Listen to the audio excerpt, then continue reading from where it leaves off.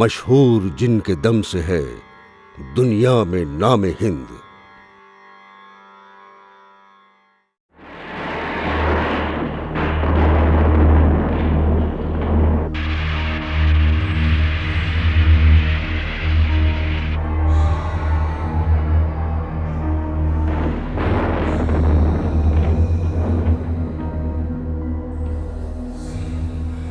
بیسویں صدی کی تیسری دہائی جب نامساعد حالات اور سنگین مسائل سے الجھ رہی تھی اور آزادی کے نعرے بلند کیے جا رہے تھے، فرنگی فوجیوں کی کمر ٹوٹ رہی تھی اور ہندوستان ایک نئے نظام کی تعمیر کی طرف گامزن تھا۔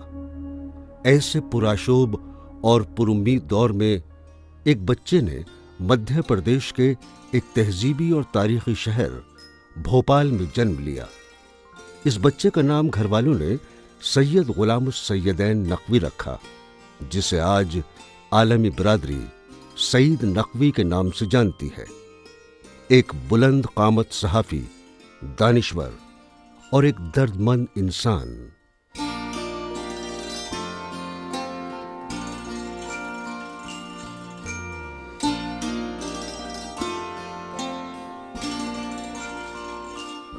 سیدین وہیں بھوپال میں وہیں پیدا ہوئے، اور یہ جیسے ہم نے ابھی بتایا کہ وہ جیسے پیدا ہوئے وہ تھوڑی دیر کے بعد ان کو نہلا وہلا کے لٹایا گیا، تو پہلی آواز صبح اذان کی ان کے کان میں آئی اور چونک گئے اذان کی آواز پہ۔ اس کے بعد ان کو لپیٹ کے ہمارے بھائی محمد مہدی جو تھے، وہ اس وقت ٹی وی تو تھا نہیں، ریڈیو پہ سب سنتے تھے ریڈیو، تو ریڈیو کو پر لے گئے، ان کو ایسے ریڈیو کے سامنے کر لیا، تو یہ ریڈیو کو بہت توجہ سے ریڈیو سننے لگے۔ تو دو آوازیں ان کے کان میں آئیں، ایک طرف اذان کی آئی، ایک طرف ریڈیو کا آئی۔ ہیرا بھائی بڑودکار اور رسولن بھائی کی ٹھمری سن لیا انہیں پہلے ہی دن، اور اذان بھی سن لیا۔ اب ان کے دماغ میں سب رچ بس گیا، ان کے مزاج میں۔ دیکھیے، پیدائش میری ایسے وقت ہوئی جب کہ دنیا ایک بحران سے گزر چکی تھی اور ایک نئے بحران کی طرف جا رہی تھی میری دنیا، یعنی دوسری جنگ عظیم ختم ہو چکی تھی اور آزادی ایک طرف اور پارٹیشن دوسری طرف۔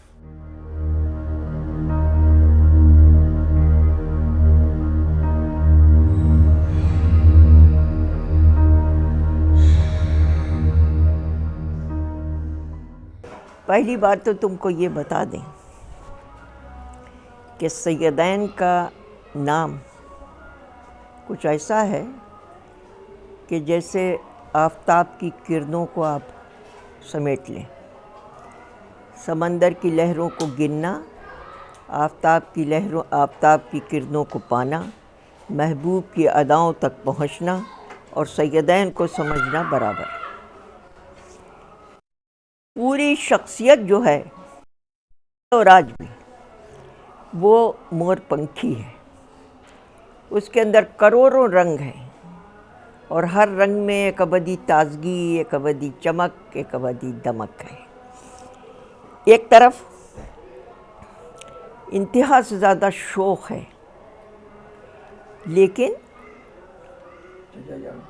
دوسری طرف انتہائی مہذب ہے۔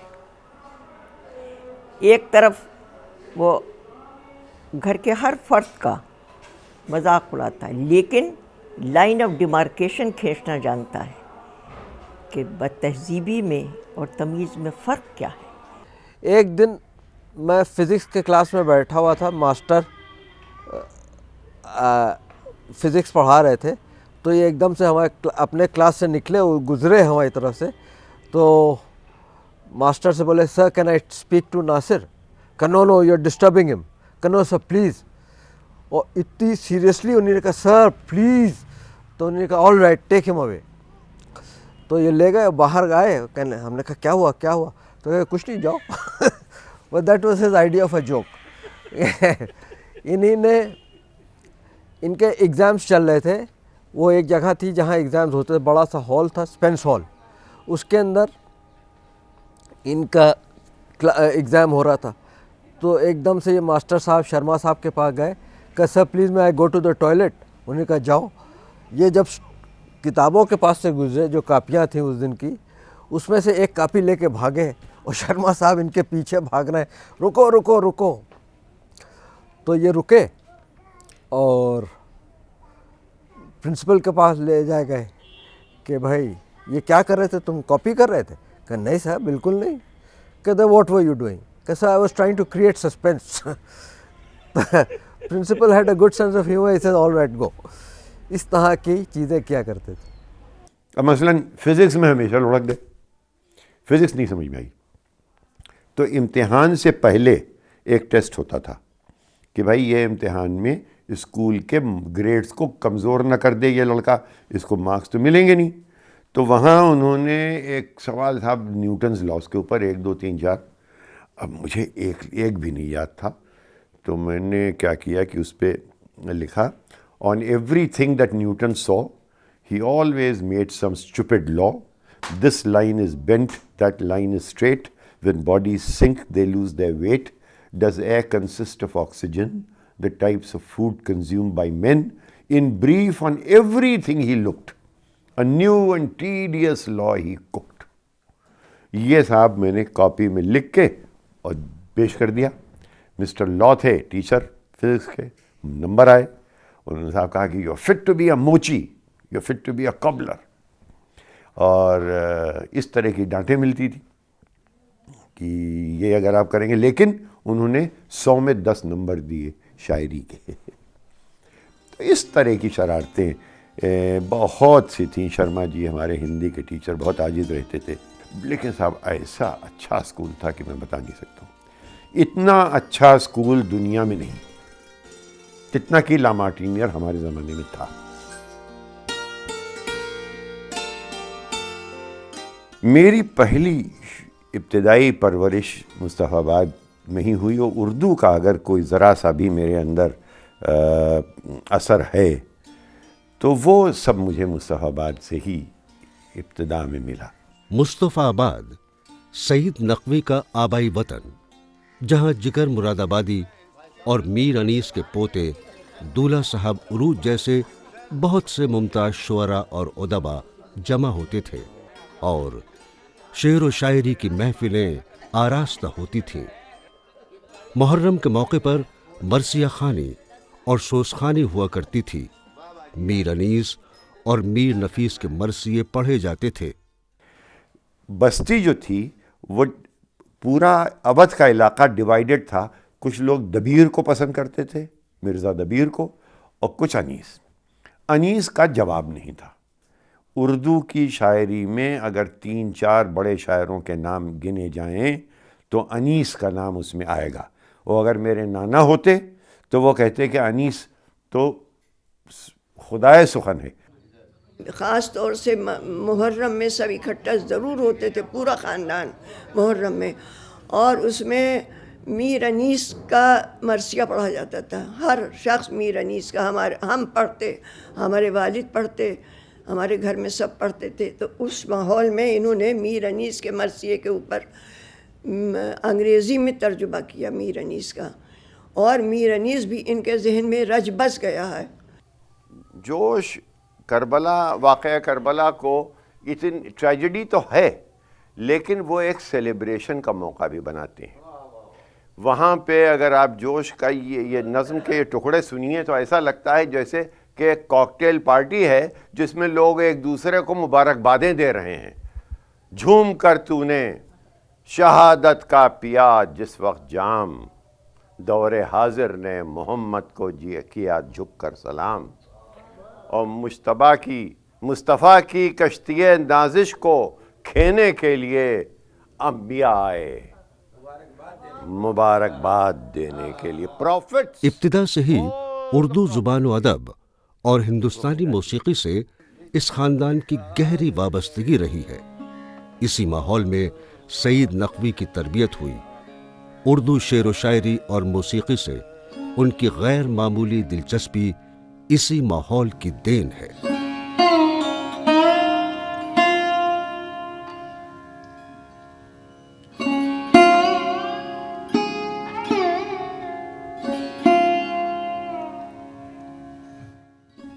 اب آج کل پھر ان کو یہ شوق ہوا ہے اردو کا، جو کہ میں پڑھنے کا بھی، پہلے تو شروع میں تو ظاہر ہے پڑھنا بھی مشکل ہوتا تھا اردو کا ان لوگوں کے لیے، کیونکہ یہ پڑھے ہوئے ہیں انگریزی اسکول کے، لکھنؤ میں لا مارٹینر سے، اور پھر وہاں سے لا مارٹینر پاس کر کے آئے تو علی گڑھ پہنچے. لیکن علی گڑھ میں کچھ ایسی ان کو پابندیاں سی نظر آئیں، جیسے ان کو پوری آزادی نہیں مل رہی تھی علی گڑھ میں. اس لیے چند ہفتے رہنے کے بعد یہ گھبرا گئے کہ یہاں تو بڑے ریسٹرکشنس ہیں، یہ میرے بس میں نہیں ہے. وہاں ایک صاحب آئے صبح، میکڈونلڈ ہاسٹل میں تھا، ایک کمرے میں 3 آئے، جمعے کے دن گئے، السلام علیکم. میں نے کہا وعلیکم السلام. کہنے لگے چلیے صاحب نماز کے لیے. تو آج تک میرے گھر میں مسجد تھی، لیکن کبھی یہ زبردستی نہیں ہوئی تھی کہ نماز کے لیے جائیں.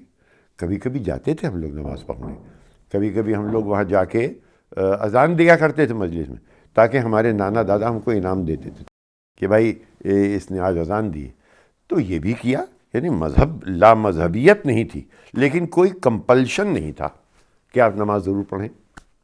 یہ کہ ایک ایٹماسفیئر، یہ پوری ایک بلیف یہ تھی کہ ہر مذہب ایک کلچر ایگزیوٹ کرتا ہے، چاہے وہ آپ کا مذہب ہو اور چاہے وہ میرا، اور اس کلچر سے ہم سب فیضیاب ہوتے ہیں، چاہے وہ آپ ہندو کا کلچر ہو چاہے میرے مسلمان کا کلچر ہو، اور آخر میں دونوں میں ایک جا کے ملن ہوتا ہے، جس کو کہ ہم کمپوزٹ کلچر کہتے ہیں.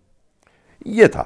لیکن وہاں علی گڑھ میں جب ان کا السلام علیکم صاحب نماز پڑھنے چلیے، تو صاحب آپ یقین نہیں ہوگا کہ 20 دن میں صرف طالب علم رہا علی گڑھ مسلم یونیورسٹی کا. میں نے صندوقچہ اپنا بند کیا، 160 روپے کوشن منی بہت ہوتے تھے میاں ان دنوں میں، وہ چھوڑ چھاڑ کے میں دلی آ گیا باپ کو بتائے بغیر.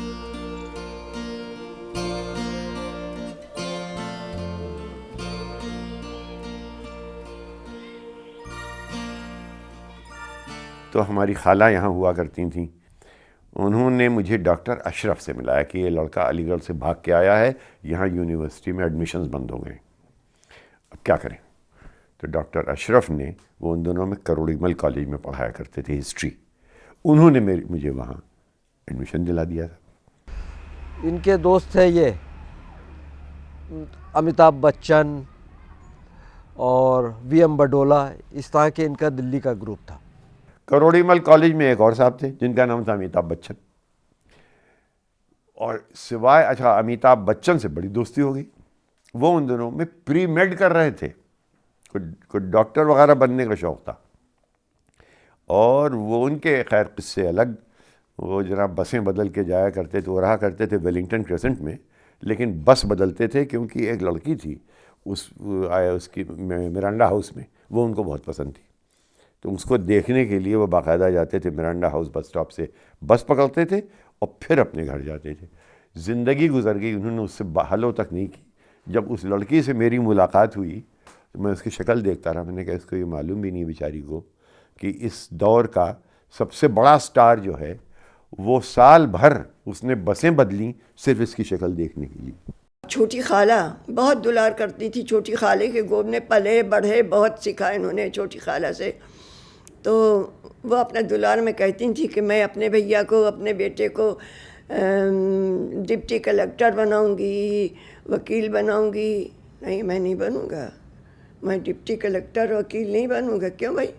نہ، میں کالا کوٹ پہن کے اور بو لگا کے اور یہ سب میں نہیں کھڑاؤں گا. اچھا تم پھر ڈپٹی کلیکٹر، نہیں میں ڈپٹی کلیکٹر وہاں کرسی پہ بیٹھ جاؤں، ڈپٹی کلیکٹر بیٹھا ہوا، میں نہیں بنوں گا. اچھا پھر تم کو بنائیں گے جج ہائی کورٹ کا، نہیں میں سوٹ پہن کے وہاں جج نہیں بنوں گا، مجھے نہیں اچھا لگتا جج وج بننا. پھر تم کیا بنو گے؟ آخر بتاؤ تو. میں جرنلسٹ بنوں گا.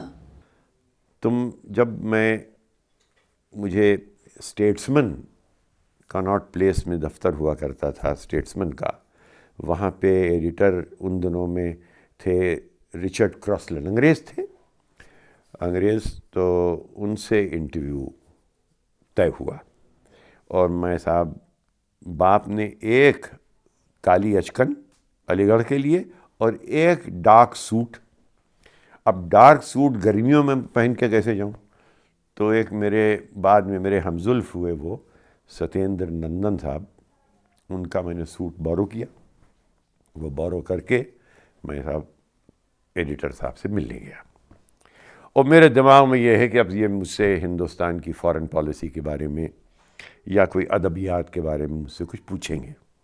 بڑا سسپینس دماغ میں لے کے میں دروازہ میں نے کھولا، اندر گیا تو وہ پاؤں ان کے میز کے اوپر تھے یوں، اور وہ سگار پی رہے تھے اور بڑے موٹے موٹے چشمے. یوں انہوں نے مجھے دیکھا اور پھر مجھ کو اشارہ کر کے پاؤں نیچے کر لیے اپنے اور کہا کہ بیٹھیں.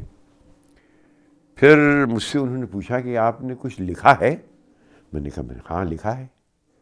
کہا کیا لکھا ہے؟ میں نے کہا میں نے بہت شاعری لکھی ہے. تو وہ مجھے یوں دیکھنے لگے کہ یہ کون بے وقوف لڑکا ہے، یہ سمجھتا ہے کہ شاعری سے جرنلسٹ ہو جاتا ہے. چلیے صاحب،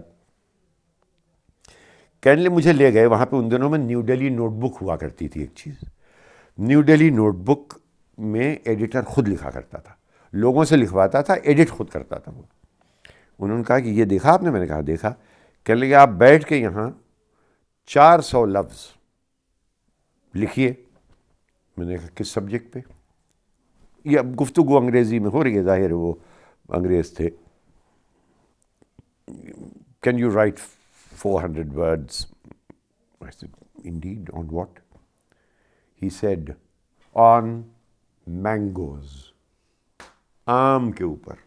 ارے میں نے کہاں جواہر لال نہرو کی فارن پالیسی، کہاں انٹرنیشنل افیئرز، اور کہاں دماغ میں فطور لیے ہوئے لونڈا گیا تھا نوجوانی میں. آم مینگو. اتفاق کی بات دیکھیے کہ اس علاقے میں آم ہی آم ہیں. تو آم کے جتنے نام دنیا میں ہو سکتے تھے وہ ان 400 الفاظ میں نے ٹھونس دیے. اور 2-3 لطیفے غالب کے اور ان کے وہ صاحب. اس کے بعد ایک خط آیا میرے پاس. خط آج تک مجھے پورا A to Z یاد ہے. کیا تھا؟ Dear Mr. Naqvi, although we cannot guarantee you employment at the moment, the training you will have received here will stand you in good stead in finding work elsewhere. In the meantime, at the end of the training period, we do not guarantee you employment. But during this period, we shall give you a pocket money of 300 rupees a month. سمجھے آپ؟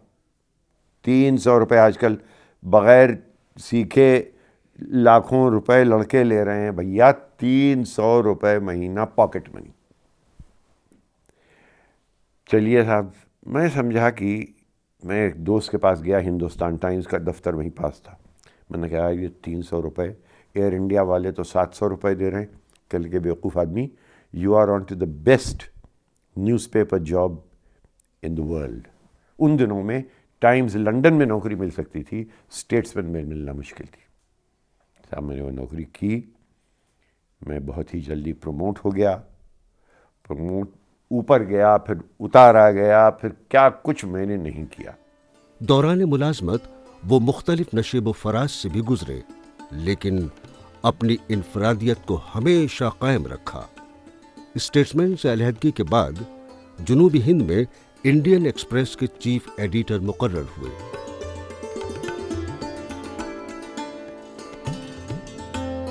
پھر شوق ہمیشہ یہ تھا کہ میں کچھ باہر جا کے کروں. بہت جلدی ان لوگوں نے مجھے ولایت بھیج دیا تو ٹریننگ کے لیے ایک کورس ہوا کرتا تھا کارڈف میں، اب بھی ہے شاید. اور وہاں سے میں جناب کود پھان کے جا کے لارڈ ٹامسن سے مل لیا. لارڈ ٹامسن ٹائمز لنڈن کے اوونر تھے.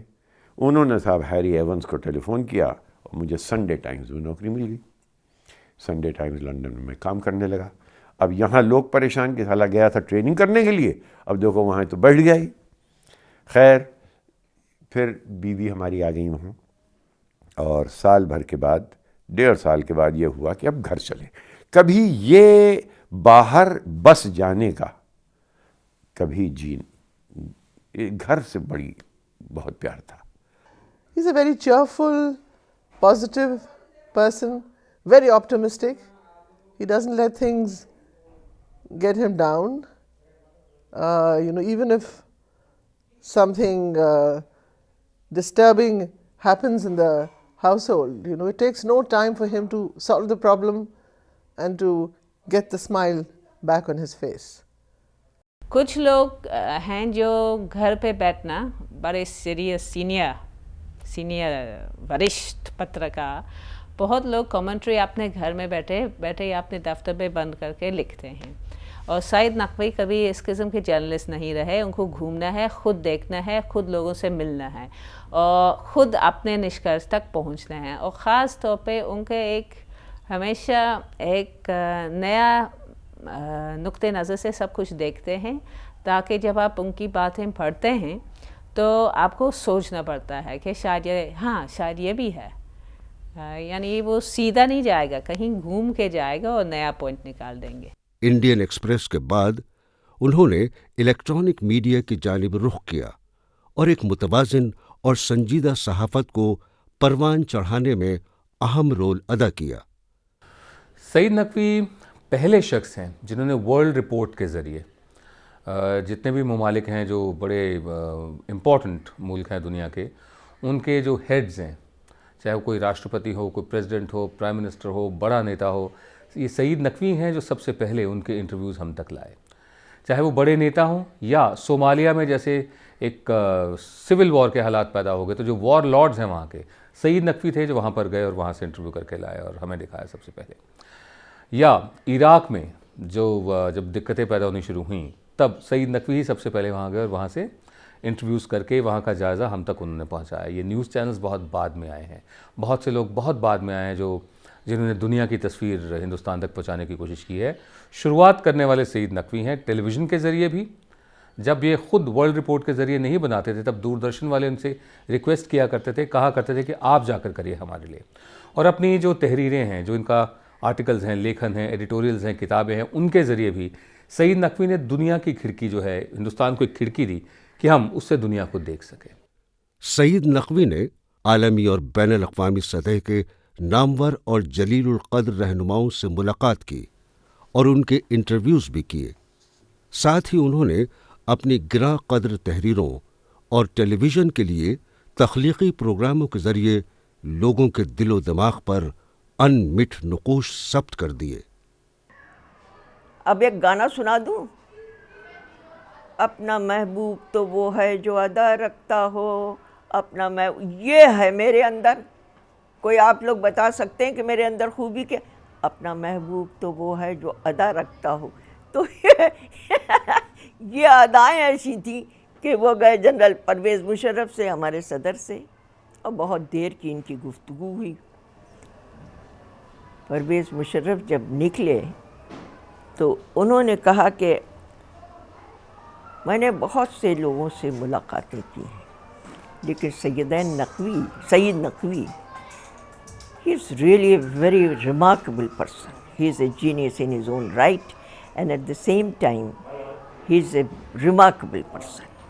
कम्युनल प्रॉब्लम पर ख़ासे आर्टिकल उस ज़माने में, जिस ज़माने में सब हंगामे हुए हैं, उस ज़माने में बाबरी मस्जिद हो या दूसरे वाक़यात जितने भी हैं, इस पर बहुत लिखा है. दूसरे जो एक सिंक्रेटिक कल्चर, एक मिला जुला कल्चर जो पैदा हो रहा था अवध में और हिंदुस्तान में पूरे में, शुमाली हिंदुस्तान में ख़ास तौर पर और अवध में, उस पर बहुत दिलचस्प किस्म के मज़ामीन, अच्छे मज़ामीन. अभी रायट्स जब हुए गुजरात में, तो उसमें फैयाज़ खां की कब्र इन लोगों ने जाके खोद दी. अब मैंने कहा इन कमबख्तों को ये नहीं मालूम कि राग परज में मनमोहन ब्रज के रसिया, जो कि भगवान कृष्ण के बारे में है, फैयाज़ खां से ज़्यादा खूबसूरत किसी ने नहीं गाया. इन अहमदाबाद में एक कब्र थी पुलिस चौकी के बिल्कुल सामने, वो थी वली दक्कनी की. अपना आतंकी आए, उन्होंने उसको डिस्ट्रॉय कर दिया, क्योंकि साहब एक मुसलमान की कब्र थी.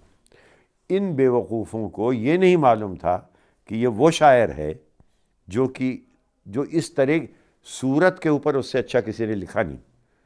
احمد آباد کے بارے میں اس سے خوبصورت نظمیں کسی نے لکھی نہیں. اور شاعر کیسا ہے, کہتا ہے کہ کوچہ یار عین کاشی ہے, میرے یار کا کوچہ جو ہے وہ کاشی جیسی پوتر نگری جیسا ہے.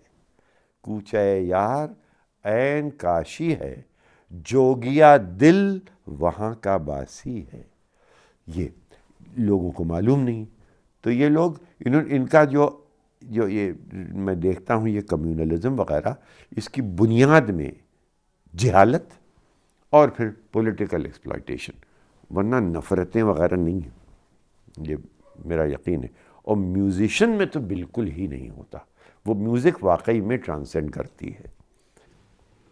سید نقوی صاحب ایک مستند آواز رکھتے ہیں اور جن مسائل کی طرف آپ نے ذکر کیا ان پر ان کی رائے خاص خصوصی طور سے مستند ہیں. انہوں نے ہمیشہ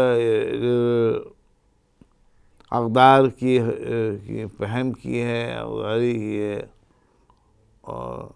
اور جو فرسودہ روایات ہیں ان فرسودہ روایات کے خلاف آواز اٹھائی ہے, چاہے وہ روایات اہل ہنود میں ہوں چاہے وہ مسلمان میں ہوں. ایک طریقے سے لبرل اور انلائٹنڈ جو پرسپیکٹیو ہے, جو نظریہ ہے, اس کو آگے لگانے کی کوشش کی ہے. توڑ کر بت خانہ مسجد تو بنا کی تو نے شیخ, توڑ کر بت خانہ مسجد تو بنا کی تو نے شیخ, برہمن کے دل کی بھی کچھ فکر ہے تعمیر کی. یعنی جب تو نے وہ بت خانہ توڑا, وہ مندر توڑا, چلو ہم نے مانا کہ تو نے ایک مسجد کی نیو فاؤنڈیشن ڈال دی, لیکن تو نے کبھی یہ بھی سوچا کہ وہاں ایک پروہت جو پوجا کرتا تھا اس کا دل بھی تو نے توڑا, اس کی ریپیئر کے بارے میں کبھی کچھ سوچا, اس کی تعمیر کے بارے میں کبھی کچھ سوچا؟ کہنے کا مطلب یہ ہے کہ دنیا میں ہر گناہ معاف ہے, لیکن کسی کا دل توڑنا یہ معاف نہیں.